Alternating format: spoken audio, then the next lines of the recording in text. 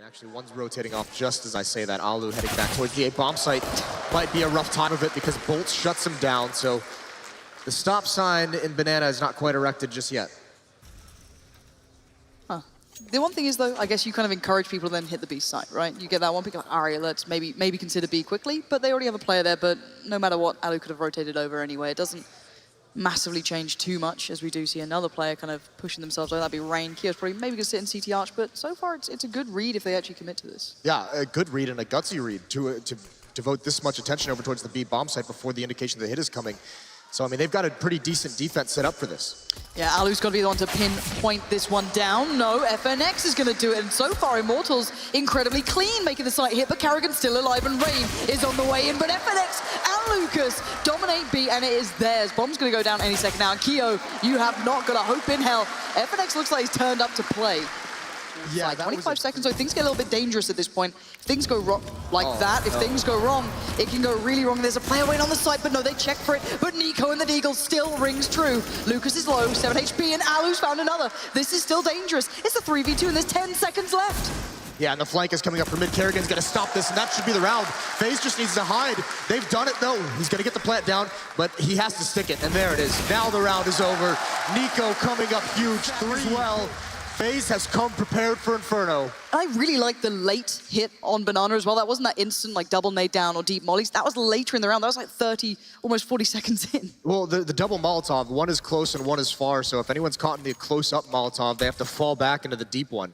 And the only pocket of safety is that cubby where the tree used to be, so the double nade there does the damage. Very, very smart from FaZe.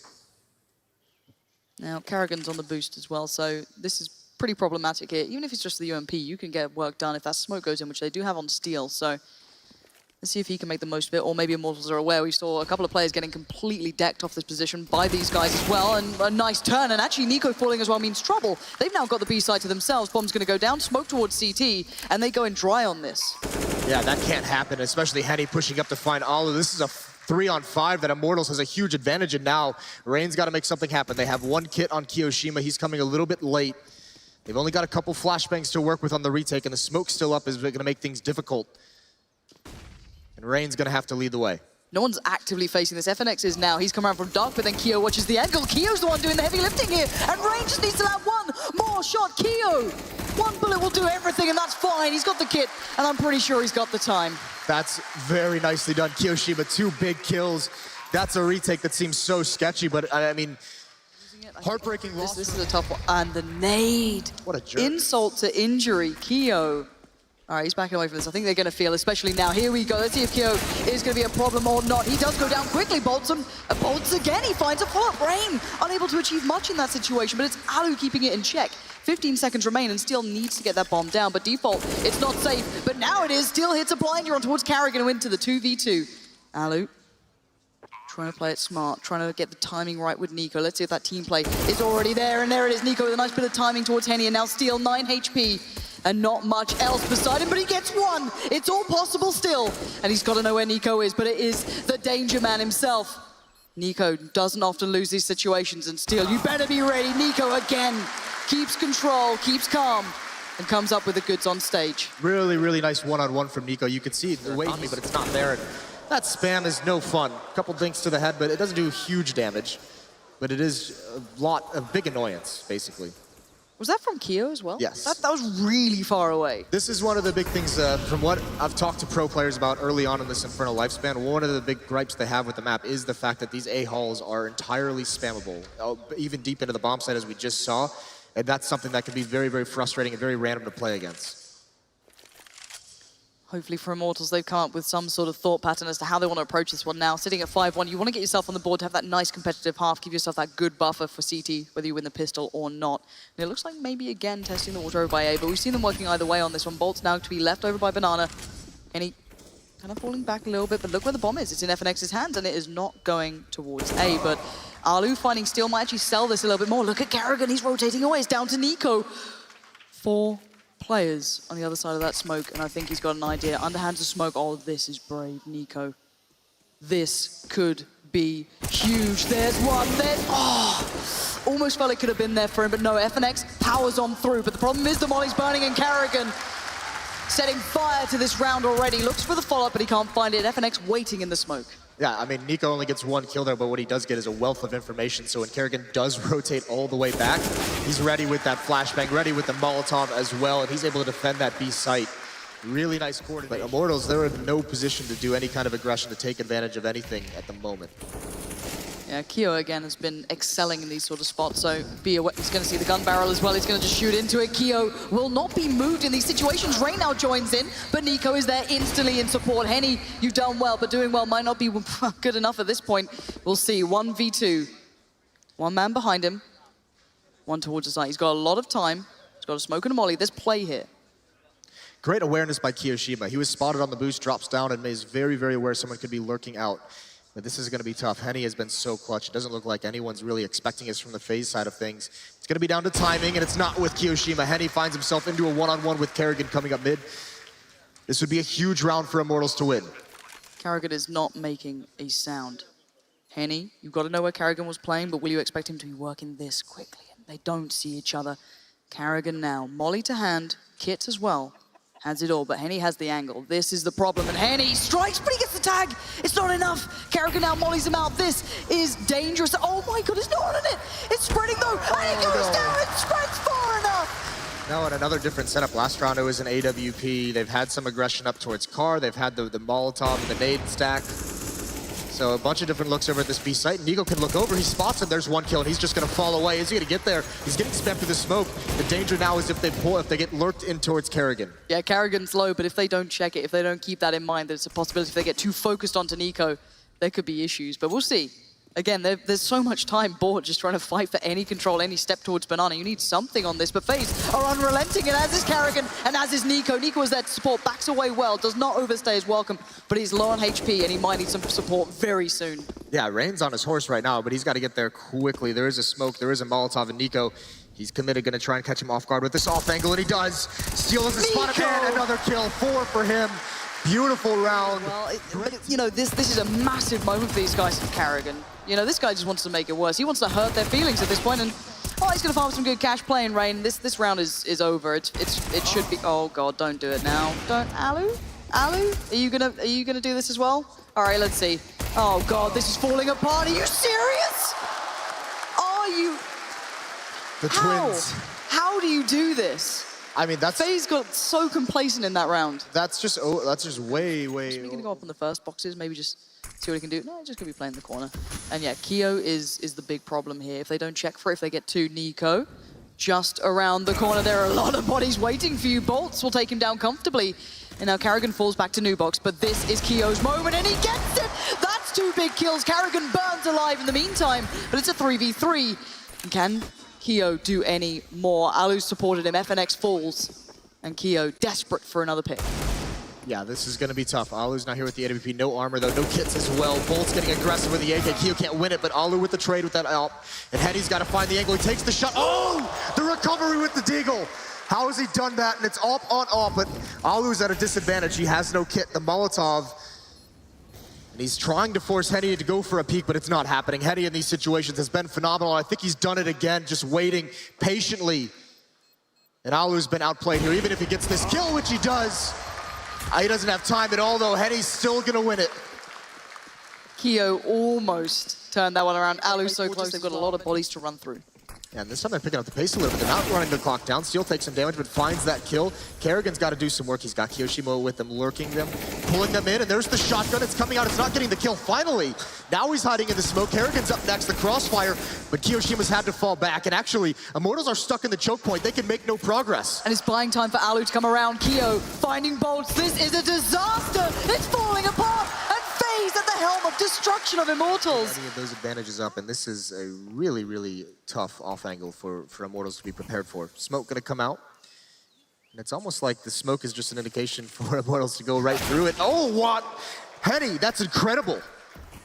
And now Kerrigan is in trouble. 55 HP, 3 players. He's going to find one, but any more is going to be a tough task, and he cannot step up to the challenge. It's the 3v3 retake coming in, but a quick push down towards the ruins doesn't go so well for Bolts, but FNX will come up with the goods. He desperately wants that up, and he's going to get it. Now Keo somehow stays alive, but the second one, Rain falls. FNX can't do it.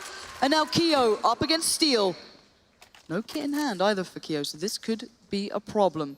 Steal, B can't be cool, get the round, there it is.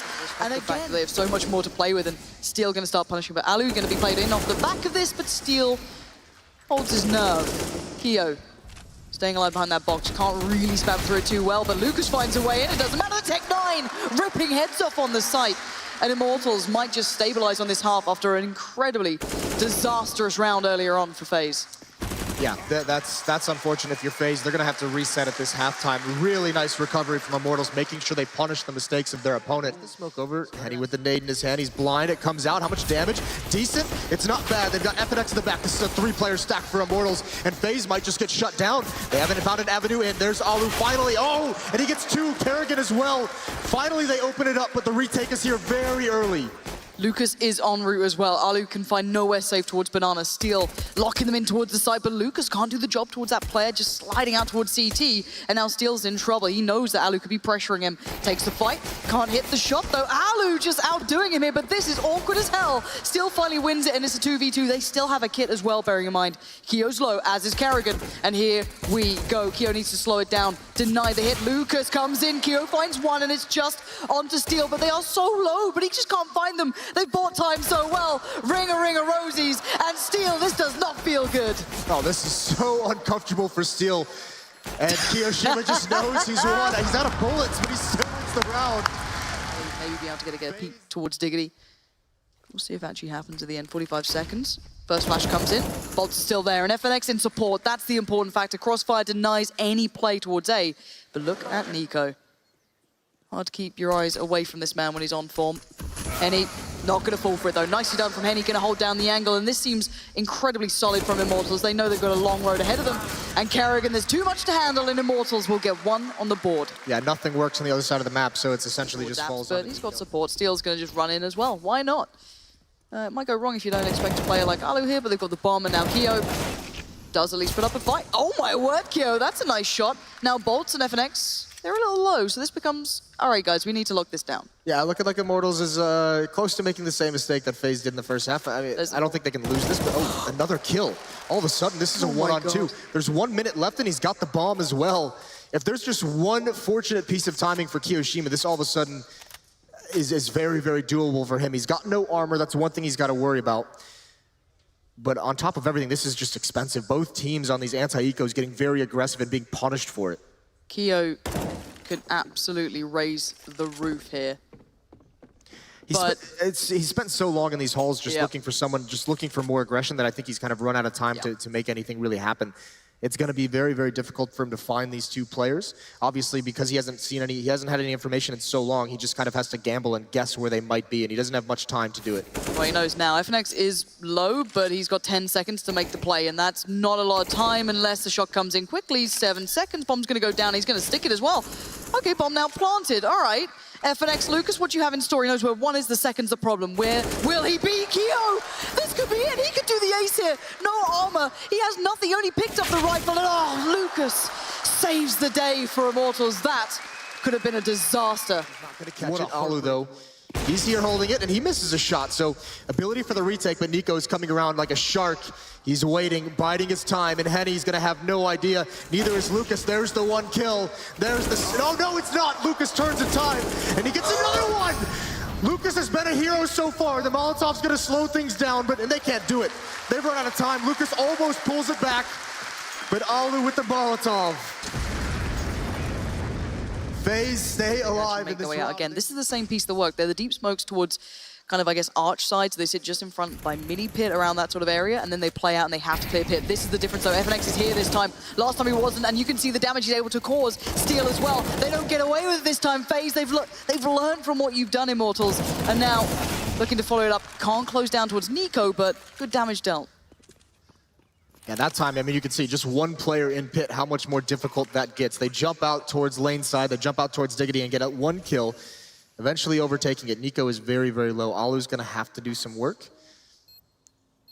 The big question is Henny. He is the X factor for this retake. The bomb timer slowly ticking away. Only Lucas has the kit, and they're separated. So if Lucas falls, there's no chance for Henny to recover the kit in time. Now Alu's starting to walk around in towards App, so it is around the world. Nico finds it, that's the kit now lost.